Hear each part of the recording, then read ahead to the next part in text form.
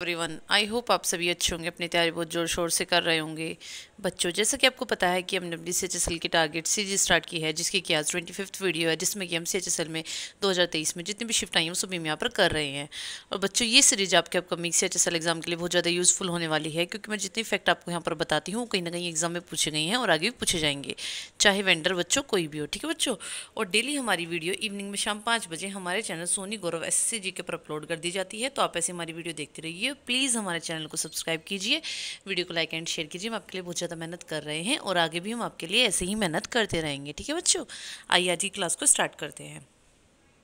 Question number 1, किस विजयनगर शासक ने अपनी पुत्री का विवाह फिरोज शाह बहमनी से करवाया था? आंसर है देवराय प्रथम। ठीक है बच्चों, देवराय प्रथम विजयनगर शासक ने अपनी पुत्री का विवाह फिरोज शाह बहमनी से कराया था। देखिए बच्चों, एक पॉइंट ध्यान में रखना कि जो ये फिरोज शाह बहमनी है, इनका टाइम पीरियड कब से कब तक है? बच्चों, इनका टाइम पीरियड 1397 से 1422 तक है। कब से कब तक बच्चों? 1397 से 1422 तक। कब से कब तक? 1397 टू 1422 तक। किसका? फिरोज शाह बहमनी का। और अगर मैं आपसे देवराय प्रथम का पूछ लूँ तो उनका भी टाइम पीरियड आप ध्यान में रखना। इनका टाइम पीरियड है 1406 से लेकर 1422 तक। कब से कब तक? 1406 से 1422 तक। ठीक है बच्चों। क्वेश्चन नंबर 2, हरि प्रसाद चौरसिया कौन सा वाद्य यंत्र बजाते हैं? आंसर है बांसुरी। कौन सा बच्चों? हरि प्रसाद चौरसिया बांसुरी। बच्चों, बहुत फेमस क्वेश्चन है, ये हर एग्जाम में पूछा जाता है। ठीक है बच्चों, और इनके अवार्ड्स भी जरा आप ध्यान रखना। बच्चों, इनको संगीत नाटक अकादमी पुरस्कार मिला है 1983 में। ठीक है बच्चों, संगीत नाटक अकादमी पुरस्कार 1983 में, पद्म भूषण 1992 में। ठीक है बच्चों, पद्म भूषण 1992 में और पद्म विभूषण 2000 में। ठीक है बच्चों, संगीत नाटक अकादमी पुरस्कार जो मिला है इनको 1983 में मिला है, पद्म भूषण 1992 में, पद्म विभूषण 2000 में। ठीक है बच्चों। क्वेश्चन नंबर 3, किस देश ने सर्वप्रथम शून्य आधारित बजट पेश किया? आंसर है USA। ठीक है बच्चों, USA ने सर्वप्रथम मतलब पहली बार शून्य आधारित बजट पेश किया था। ठीक है बच्चों, और कब किया था इन्होंने ये? 1960s में। ठीक है बच्चों, क्वेश्चन नंबर 4 पढ़ते हैं। राज्य को सभी श्रमिकों को आजीविका और एक सम्मानजनक जीवन स्तर उपलब्ध कराने का प्रयास करना चाहिए। यह संविधान के किस अनुच्छेद में लिखित है? आंसर है बच्चों अनुच्छेद 43। ठीक है बच्चों, राज्य को सभी जो श्रमिक है ना, उनको आजीविका और एक सम्मानजनक जीवन स्तर उपलब्ध कराने का प्रयास करना चाहिए। तो ये किस अनुच्छेद में लिखा हुआ है? ये बच्चों अनुच्छेद 43 में। किसमें बच्चों? अनुच्छेद 43 में। ठीक है, क्वेश्चन नंबर 5 पढ़ते हैं। कौन सी अभिव्यक्ति सही है? आंसर है यदि विदेशों से प्राप्त कारक आय विदेशों में भुगतान की गई कारक आय से अधिक है तो GNP GDP से अधिक होगी। ठीक है बच्चों, क्वेश्चन नंबर 6 पढ़ते हैं। अत्यधिक साद्र सल्फ्यूरिक अम्ल के साथ इथेनॉल को गर्म करने से क्या उत्पन्न होता है, मतलब क्या प्राप्त होता है? आंसर है बच्चों इसका एथीन। क्या प्राप्त होता है? एथीन। ठीक है बच्चों, क्या करने पे? बच्चों, सल्फ्यूरिक एसिड है ना, उसको किससे? इथेनॉल के साथ गर्म करने पर क्या प्राप्त होता है? एथीन। ठीक है बच्चों, ध्यान रखना। क्वेश्चन नंबर 7 पढ़ते हैं। किस नृत्य की उत्पत्ति केरल में हुई है जो मंच पर केवल एक महिला कलाकार द्वारा पेश किया जाता है? आंसर है मोहिनीअट्टम। ठीक है बच्चों, किसकी बच्चों? मोहिनीअट्टम। मोहिनीअट्टम कहाँ का डांस फॉर्म है तो आपको पता होगा, केरल का। ठीक है बच्चों, मोहिनीअट्टम कहाँ का है? केरल का। ठीक है, मोहिनीअट्टम नृत्य की उत्पत्ति केरल में हुई है जो मंच पर केवल एक महिला कलाकार द्वारा पेश किया जाता है। क्वेश्चन नंबर 8 पढ़ते हैं। आयात प्रतिस्थापन नीति का मुख्य लाभ क्या है? आंसर है यह राष्ट्र को आत्मनिर्भरता हासिल करने में मदद करता है। ठीक है बच्चों, जो आयात प्रतिस्थापन नीति है उसका क्या मतलब बेनिफिट है कि यह राष्ट्र को आत्मनिर्भरता हासिल करने में मदद करती है। ठीक है बच्चों, क्वेश्चन नंबर 9 पढ़ते हैं। लाल, बैगनी, नीले या काले रंग के फलों, सब्जियों तथा अनाजों में कौन सा प्राकृतिक जैव सक्रिय और पानी में घुलनशील फिनोलिक यौगिक उपस्थित होता है? आंसर है बच्चों इसका एंथोसाइनिन। क्या बच्चों? एंथोसाइनिन। क्वेश्चन नंबर 10 पढ़ते हैं। किस संस्था को भारत में संयुक्त राष्ट्र जलवायु परिवर्तन फ्रेमवर्क सम्मेलन के तहत अनुकूल नीति के लिए राष्ट्रीय कार्यान्वयन इकाई के रूप में मान्यता प्राप्त है? आंसर है नाबार्ड। किसको बच्चों? नाबार्ड को। ठीक है बच्चों, और नाबार्ड की स्थापना कब हुई है, क्या इसकी फुल फॉर्म है, कहाँ इसका हेडक्वार्टर है, मैंने कई बार आपको अपनी वीडियो में बता रखा है, मैं दोबारा फिर रिपीट कर देती हूँ आपके लिए। बच्चों, नाबार्ड की फुल फॉर्म होती है national bank for agriculture and rural development. क्या होती है? National bank for agriculture and rural development. और बच्चों, इसकी स्थापना कब हुई थी? 1982 में। कब हुई थी? 1982 में। ठीक है, इंपॉर्टेंट है एग्जाम पॉइंट ऑफ व्यू से बहुत ज़्यादा। और बच्चों इसका हेडक्वार्टर कहाँ पर है? बम्बई में। ठीक है बच्चों, देखिए बच्चों आप इससे ये लिंक करिए कि आरबीआई का हेडक्वार्टर भी बम्बई में है। ठीक है बच्चों, और एक और पॉइंट आप जरा ध्यान में, ऐसे आपको याद करने में आसानी होगी बच्चों, जिसके लास्ट में इंडिया होगा ना, जैसे आरबीआई है, ठीक है, reserve bank of India, India last में है, तो जिसके भी लास्ट में आई मतलब इंडिया होगा ना, उनका सभी का हेडक्वार्टर बम्बई में ही होगा। ठीक है, ये फैक्ट है, ध्यान में रखना। ठीक है, और नाबार्ड की स्थापना कब हुई थी?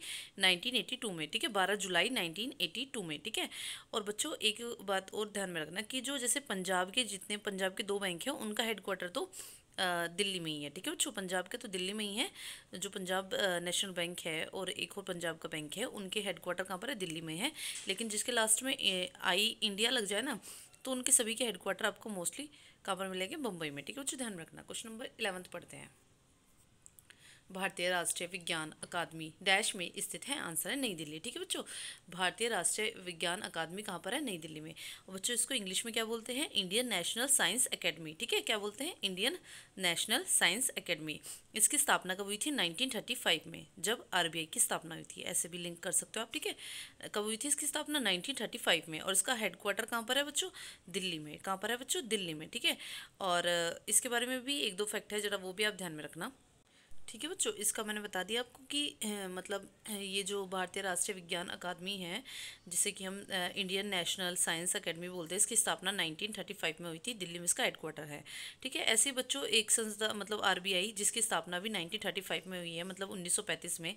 इसके बारे में एक पॉइंट तो आप ध्यान में रखना कि आरबीआई की पहले मतलब उसका हेडक्वार्टर कहाँ पर था? कोलकाता में। ठीक है, आरबीआई का पहले हेडक्वार्टर कोलकाता में था, लेकिन 1938 में उसका ट्रांसफर कर दिया गया था बम्बई में। इसलिए हम आरबीआई का हेडक्वार्टर कहाँ पर बताते हैं? बम्बई में। ठीक है बच्चों, पहले उसकी जब हुआ था स्थापना, तो उसका हेडक्वार्टर कोलकाता में था, लेकिन 1938 में कहाँ पर ट्रांसफर हो गया था? बम्बई में। इसलिए हम उसका हेडक्वार्टर बम्बई में बोलते हैं। ठीक है, मतलब बम्बई में ही उसका हेडक्वार्टर अभी है। ठीक है बच्चों, ध्यान रखना, क्या पता एग्जाम में ये भी क्वेश्चन पूछ ले। ठीक है, मैंने आपको यहाँ पे बता दिया है। क्वेश्चन नंबर 12 पढ़ते हैं। प्रसिद्ध रथ यात्रा, रथ महोत्सव का संबंध किस भगवान से है? आंसर भगवान जगन्नाथ। ठीक है बच्चों, और ये कहाँ पर? पूरी ओडिशा। ठीक है बच्चों, ध्यान रखना। क्वेश्चन नंबर 13 पढ़ते हैं। किसे सीमांत गांधी मतलब फ्रंटियर गांधी के नाम से जाना जाता है? आंसर है खान अब्दुल गफ्फार खान। कौन बच्चों? खान अब्दुल गफ्फार खान। देखिए बच्चों, इनके बारे में एक दो फैक्ट है, वो जरा आप ध्यान में रखना। देखिए बच्चों, अभी मतलब जैसे इंडिया से बाहर अगर किसी को भारत रत्न मिला है, तो सिर्फ वो 2 ही लोगों को मिला है। एक तो ये फ्रंटियर गांधी, जिसे कि सीमांत गांधी भी बोलते हैं, इनको मिला था भारत रत्न 1987 में। कब मिला था? 1987 में, और ये पाकिस्तान से है।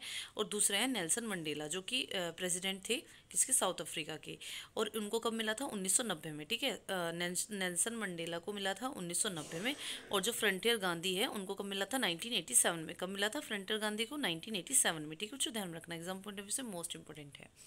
क्वेश्चन नंबर 14 पढ़ते हैं। 2011 की जनगणना के अनुसार भारत की जनसंख्या की दशकीय वृद्धि दर डैश है? आंसर है 17.64। ठीक है, दशकीय वृद्धि दर कितनी थी? According to 2011 17.64%। ठीक है, क्वेश्चन नंबर 15 पढ़ते हैं। आवर्ती की इकाई डैश है? मतलब किसकी आकृति किसकी मतलब किसकी इकाई पूछी गई है बच्चों? इसमें हर्ट्ज किसकी होती है? फ्रीक्वेंसी की। ठीक है, फ्रीक्वेंसी की मतलब इकाई क्या है? हर्ट्ज। ठीक है बच्चों, क्वेश्चन नंबर 16 पढ़ते हैं। आय या निर्गत के संबंध में क्या सही है? आंसर इसमें ऑप्शन है, मैं पढ़ देती हूँ, आप ध्यान से सुनना। फर्स्ट, आय या निर्गत प्रभाव है। सेकंड, आय या निर्गत स्टॉक है। थर्ड, आय या निर्गत को एक अवधि के बाद परिभाषित किया जा सकता है। बच्चों इसमें फर्स्ट एंड थर्ड ही ठीक है। ठीक है बच्चों, फर्स्ट और थर्ड ही सही है। क्वेश्चन नंबर 17 पढ़ते हैं। भारत ने अपना पहला एक दिवसीय मैच ओडीआई कब खेला था? आंसर है 1974 में। ठीक है, भारत ने अपना पहला ओडीआई मैच कब खेला था बच्चों? 1974 में। ठीक है, देखिए बच्चों, जो भारत ने अपना पहले ओडीआई खेला था 1974 में, ये किसके अगेंस्ट खेला था? ये भी एग्जाम में क्वेश्चन बन सकता है। तो ये इंग्लैंड के अगेंस्ट खेला था। कब खेला था? 1974 में। और बच्चों ये क्वेश्चन भी आ सकता है कि पहला ओडीआई मतलब कब हुआ था और किन के बीच में खेला गया था? तो बच्चों पहला ओडीआई 1971 में हुआ था। कब हुआ था? 1971 में, मतलब इससे 3 साल पहले। ठीक है, और किस किस के बीच में हुआ था? ऑस्ट्रेलिया और इंग्लैंड के बीच में। ठीक है, ऑस्ट्रेलिया एंड इंग्लैंड। ठीक है बच्चों, ये भी ध्यान में रखना। ठीक है, क्वेश्चन नंबर 18 पढ़ते हैं। किस शख्सियत ने मणिपुरी नृत्य में अपने योगदान के लिए संगीत नाटक अकादमी पुरस्कार 2021 जीता? आंसर है थोक जोम इबे बोबी देवी। ठीक है बच्चों, किससे इनका संबंध किससे? मणिपुरी नृत्य से।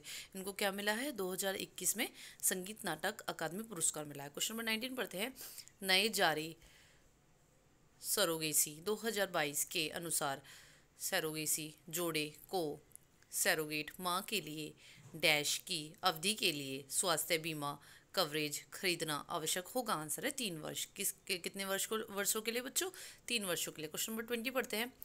भारतीय मानसून और अतः उष्णकटिबंधीय अभिसरण क्षेत्र मतलब ITCZ, मतलब बच्चों इसका फुल फॉर्म क्या होगा? India inter tropical convergence zone. ठीक है बच्चों, ध्यान रखना।